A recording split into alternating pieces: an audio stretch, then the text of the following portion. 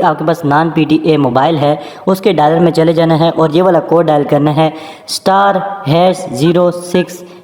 ठीक है, जैसे आप इसको डायल करेंगे तो आपके मोबाइल के IME नंबर जो है वो शो हो जाते हैं। ठीक है, या अगर आपके पास जो नॉन PTA मोबाइल है उसका डब्बा है तो उसके ऊपर भी IMEI नंबर होते हैं। ठीक है, तो यहाँ पर आपने अपने मोबाइल के IME नंबर जो है वो नोट कर लेना है। दूसरा जो काम करना है वो ये कि आपके पास कोई भी जो है वो PTA से अप्रूव मोबाइल होना चाहिए। ठीक है, वो टच का हो या सादा हो, कोई भी मोबाइल हो। ठीक है, तो आपने वो वाला मोबाइल उठा लेना है और उसके डायल में जाना है। उसके डायल में जाने के बाद आपने ये कोड डायल करना है *8484#। ठीक है, ये कोड आपने किसी भी सिम से जो वो डायल कर लेना है।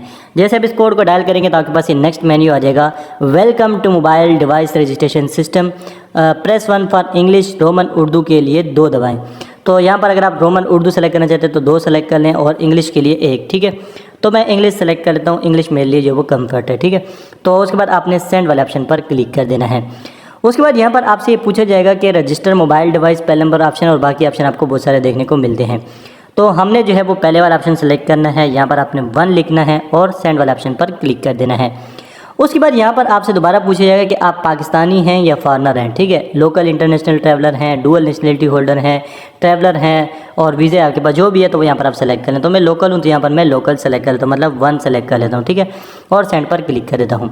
उसके बाद दोबारा यहाँ पर आपसे पूछा जाएगा mobile registration international traveller, mobile registration local. तो यहाँ पर मैं दोबारा लोकल सेलेक्ट कर लेता हूँ। ठीक है, आपने अपना ऑप्शन सेलेक्ट कर लेना है और उसके बाद आपने सेंड वाला ऑप्शन पर क्लिक करना है। अच्छा, यहाँ पर उसके बाद आपने अपना ID कार्ड नंबर लिखना है। अगर आप इंटरनेशनल ट्रैवलर हैं तो आपके पास जो है वो फिर पासपोर्ट नंबर होगा, पासपोर्ट नंबर यहाँ पर आपसे पूछा जाएगा। ठीक है, तो मैंने लोकल सेलेक्ट किया तो इसलिए मुझसे यहाँ पर जो वो ये ID कार्ड नंबर पूछ रहे हैं। तो यहाँ पर मैं अपना ID कार्ड नंबर लिख लेता हूँ। शनाख्ती कार्ड नंबर लिखने के बाद आपने दोबारा सेंड वाले ऑप्शन पर क्लिक कर देना है। अच्छा, उसके बाद आपके पास ये नेक्स्ट आ जाएगा कि आपके मोबाइल के अंदर कितनी सिम्स लगती हैं, सिंगल है, डुअल है या ट्रिपल है। ठीक है, तो यहाँ पर आपने वो सेलेक्ट कर लेना है। तो मेरे मोबाइल के अंदर 2 हैं तो यहाँ पर मैं 2 लिख लेता हूँ और यहाँ पर मैं सेंड पर क्लिक कर देता हूँ।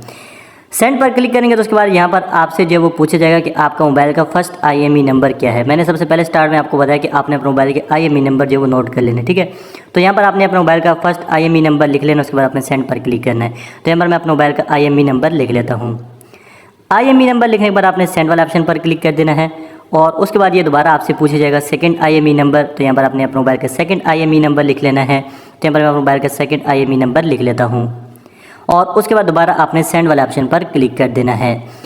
उसके बाद आपके पास ये नेक्स्ट आ जाएगा आपकी डिटेल, आपका ID कार्ड नंबर, आपके जो 2 IME नंबर हैं, या अगर सिंगल है तो सिंगल होगा, अगर ट्रिपल है तो 3 IME नंबर होंगे। तो यहाँ पर ये आपकी डिटेल शो देगी। यहाँ पर आपने दोबारा 1 लिखना है और उसके बाद आपने सेंड वाला ऑप्शन पर क्लिक कर देना है। तो यहाँ पर आप देख सकते हैं ये लिखा हुआ आ रहा है kindly wait for confirmation SMS। ठीक है, तो आपके पास इनकी तरफ से 2-3 मैसेज आते हैं। ठीक है, थोड़ा सा हम वेट कर लेते हैं, हमारे पास मैसेज आ रहा है तो वो मैं आपको दिखा देता हूँ। तो मेरे पास जो है वो फाइनली मैसेज आ चुका है। आपके पास जो मैसेज आएगा ना वो 8483 से आएगा। ठीक है, आपके पास 2-3 मैसेज आएंगे। अच्छा, यहाँ पर मैंने जो है वो अपने मैसेजेस को कुछ को ब्लर करके रखा हुआ है क्योंकि सिक्योरिटी रीज़न है।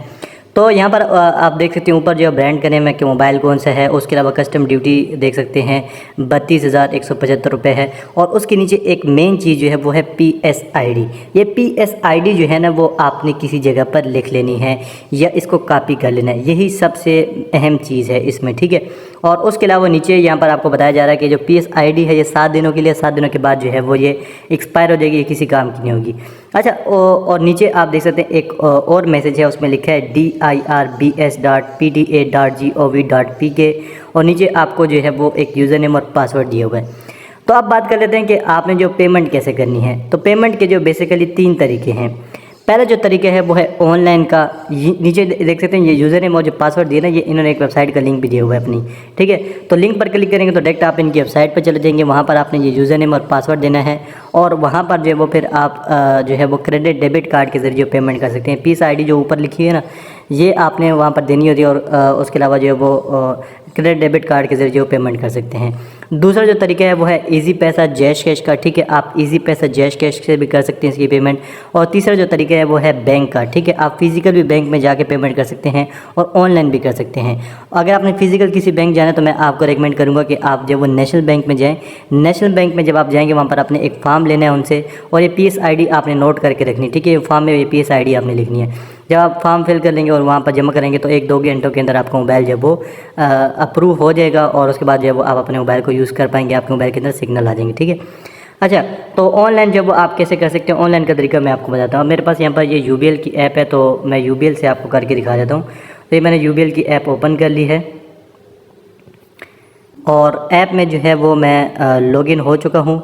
तो इस तरह आपके पास कोई भी बैंक ऐप है तो आपने ऐप में लॉगिन हो जाना है। उसके बाद अपने पेमेंट्स में जाना है, और यहाँ पर आपने जो है वो मुख्तलिफ ऑप्शन आपको मिलते हैं। यहाँ पर आप जैसे गवर्नमेंट एंड ऑनलाइन पेमेंट्स, आपने इस पर क्लिक करना है। और उसके बाद यहाँ पर देख सकते हैं गवर्नमेंट पेमेंट्स, आपने इस पर क्लिक करना है। और यहाँ पर आप देख सकते हैं फेडरल बोर्ड ऑफ रेवेन्यू, इस पर आपने क्लिक करना है। और यहाँ पर जो PSID मैंने बताई थी ना, वो कॉपी करके यहाँ पर आपने लिख लेनी है। उसके बाद कंटिन्यू पर क्लिक करना है, आपकी डिटेल शो देगी। उसके बाद आप उसकी पेमेंट कर सकते हैं। सेम इसी तरीके से जो आप जैश कैश इजी पैसे से भी कर सकते हैं। चलो मैं आपको जैश कैश से भी करके दिखाता हूँ। तो यहाँ पर आप देख सकते हैं जैश कैश मैंने ओपन कर लिया, ऐप में मैं लॉगिन भी हुआ हूँ। उसके बाद आपने ये स्क्रॉल अप करना है इस तरफ, और नीचे आपको एक ऑप्शन मिलेगा गवर्नमेंट पेमेंट्स का, आपने इस पर क्लिक करना है। और यहाँ पर आपको FBR का ऑप्शन मिलेगा, मतलब फेडरल बोर्ड ऑफ रेवेन्यू का, आपने इस पर क्लिक करना है।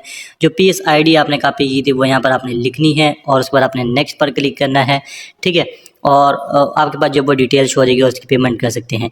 अच्छा, आजकल जो है ना वो ऑनलाइन थोड़ा सा मसला आ रहा है जैश कैश इजी पैसा में। तो अगर आपका भी इशू आ रहा है तो आप जो है फिर नेशनल बैंक में जाएं और वहाँ पर जो है उसको जमा करें, ठीक है। और उसके अलावा भी कुछ बैंक एक्सेप्ट करें। द बैंक ऑफ पंजाब में भी हमने की थी पेमेंट इसकी, और UBL से भी हमने की थी। तो कभी कभी जो है बैंक वाले करते हैं, कभी नहीं करते, लेकिन नेशनल बैंक वाले तो खामखा करते हैं। बाकी